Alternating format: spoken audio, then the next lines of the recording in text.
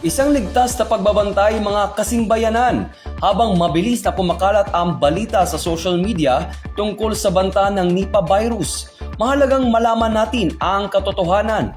Ano nga ba ang virus na ito? At gaano kahanda ang ating bansa? Sa oras na ito, hihimayin natin ang background at kasalukuyang estado ng kalusugan ng ating bansa laban sa nasabing banta. Ang Nipah virus ay hindi isang bagong kaaway.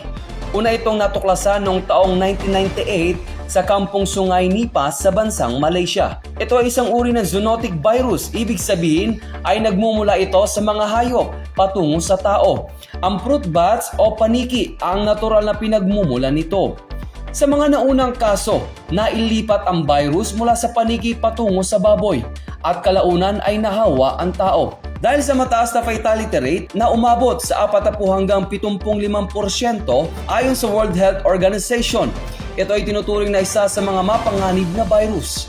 Dito sa Pilipinas, may naitalang outbreak noong 2014 sa Sultan Kudarat kung saan may mga kaso ng pagkakasakit.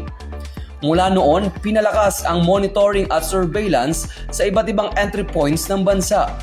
Batay sa pinakauling ulat ngayong Pebrero taong 2026, nananatiling wala pang naitalang kumpirmadong kaso ng Nipah virus sa bansa.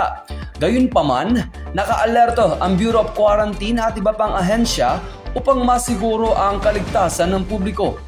Bilang pag-iingat, narito ang ilang paunang hakbang na dapat tandaan ng bawat mamamayan.